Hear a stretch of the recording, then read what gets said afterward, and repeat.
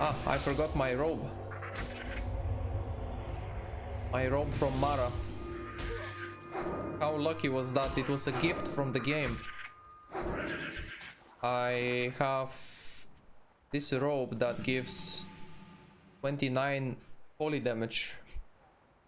The Marodon boss is rare and he can drop 3 different items. So first of all get the boss to spawn and then get the item. Bit lucky, I guess. Gives 8 mana per 5 seconds and 29 holy damage. It's not like game changing suddenly insane smites, but it's 10 more damage than mine, or 9 or so if we count my talent from the damage from the spirit. So now smites are critting for 600 plus. I don't think I'll see 1k smite crits before level 60. That would be like at 60 with like a smite spec, but no way I'll be raiding as a smite spec, right? With a lot of spell power. Ah, 750. That was probably my biggest smite crit, 750. That was with the proc. Actually, now I have 2 procs. Oh yeah, let's get the crit now. Let's see the smite crit now. Now it's gonna be close to 800 probably if it crits. Okay, no crits. But this trinket procs, my newest upgrades basically, since the last video I uploaded smiting in STV there. On those zombies quests, if you remember. The newest upgrades were this chest with spell damage, this trinket from the Mara quest.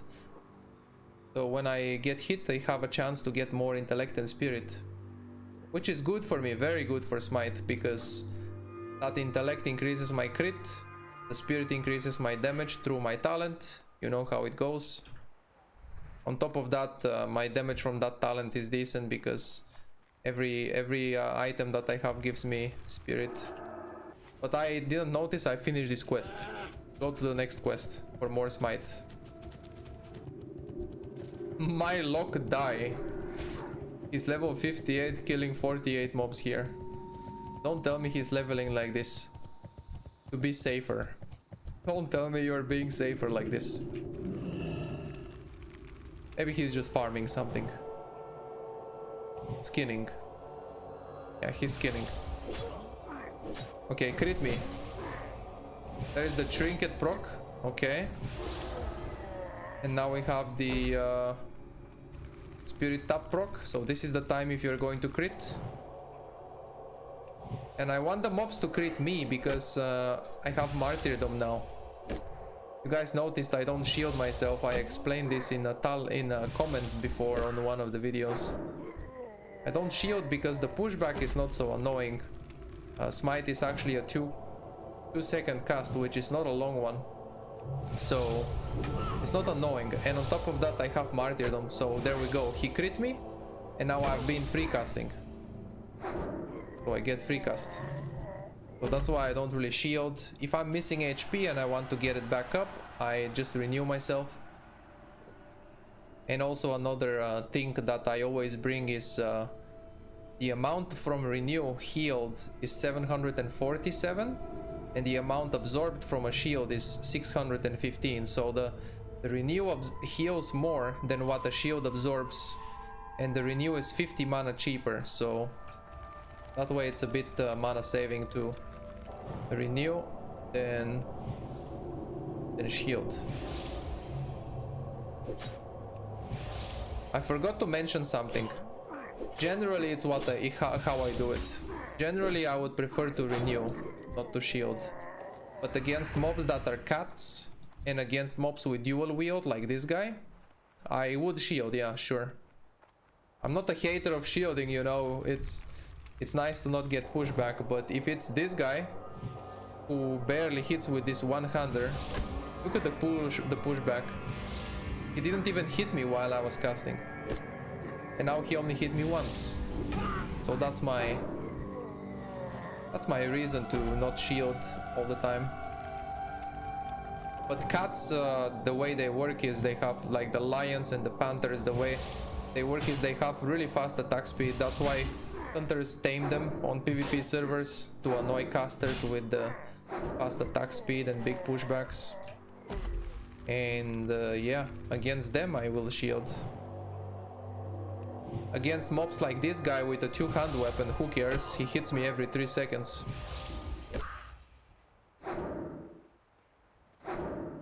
So now I'm just doing my thing, doing damage.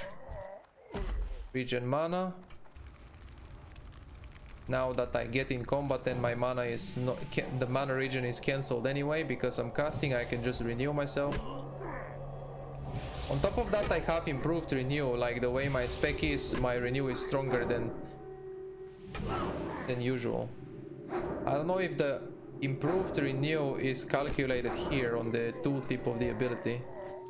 May not be. And also I have bonus healing from my spirit from spiritual guidance, so for sure my renew heals more than what a shield would absorb. But the shield is to avoid pushback, and against some mobs I'm okay with it, like this guy. It's too fast with a dual wield, so yes.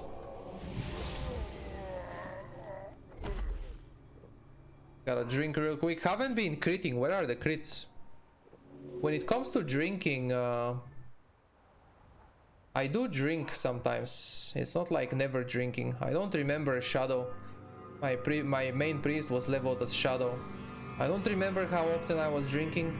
At level 50 plus I was drinking, but I don't know how often. Until now I was barely drinking as a Smite, but from now I've been drinking a bit more. Because, you know, as the levels go by, you level up and your spirit regens you less and less. At this point, soon I will need like endgame pre-raid bis items. They start from level 56 or 58. There is some pre-bis from BRD, for example. I don't need this guy for the quest, right? But just smite him. There are the crits I'm looking for. Finally, it's critting.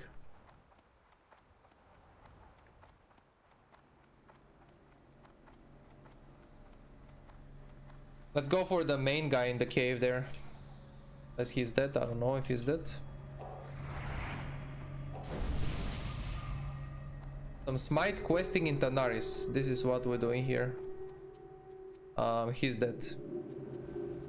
Gotta wait until respawn and kill some more of the other mobs. This will give me a chain quest later to kill those ones that I'm not killing now, I think. Now I have for the Enforcer and the Brute.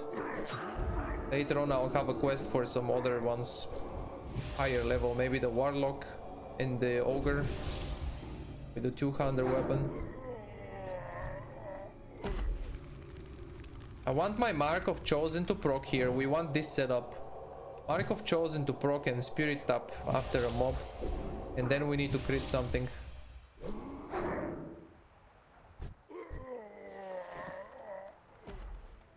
So I can just take mana pots here for the sake of drinking less. These are 7 or 8 silver on the auction house. These are not expensive, but the superior mana pot costs like 40-50 silver, so those I will keep them for a dungeon. For the sake of the highlight here, I can take some greater mana pots to drink less, you know. I can finish him with the wand here. I still have a good wand. I recently upgraded it. It's a level 48 wand and I'm 51. So my wand is new. Good. 1.8 speed, so still it's worth it to what I do is it's still worth it for you to finish the mobs for the last 10-15% with the wand, because that way you're not casting, so by the time you are done with the mob, the mana is ticking, the mana regen is ticking. If I cast all the way until the mob is dead, I will not have my mana regening. I will need to not cast for 5 seconds for it to start regening, so I can let it now start regen here. This would be a bit better, like this. It's already regening, and when I get the spirit tap, I already have it ticking, so I'll be regening more this way. Need to shield against this guy, yeah? Let's wand him from here. So you're pretty much like always wanding as a priest, but in the earlier levels the wand is so OP. At level 6 or 5 when you buy it the first time, it's so OP. Better damage than your spells. Up until level 20 or 30 it's like wand most of the damage. 770 smite crit right there was a big one. There it is. Mark of the Chosen has procced. And spirit tap. And let's create a big holy fire maybe. Please. 500 non-crit is big. 500 smite non-crit.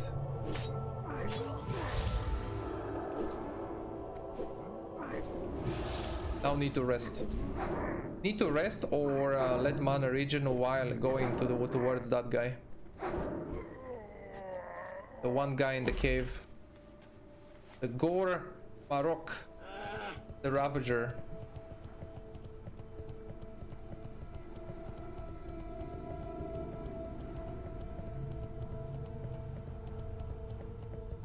Okay, I try to target him, he's not up yet. What's the respawn of that guy? Why he not up yet?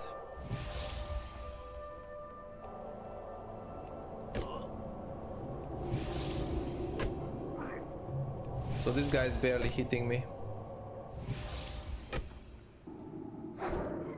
So many respawns, so many patrols here.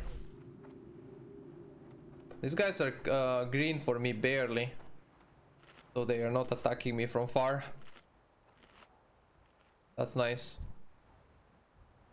If they were one level higher, I was one level lower, then they would be 47, 2 levels lower, and they would be yellow. Oh, whoops, I didn't drink here, I only ate for the food buff. Hey, there is the guy, he's level 49.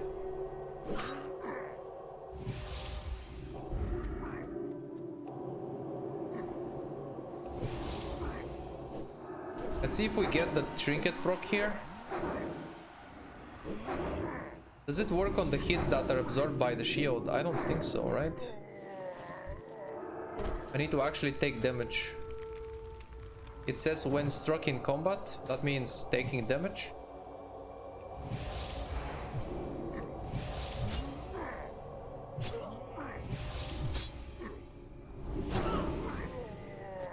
Okay, one more of the brutes and done.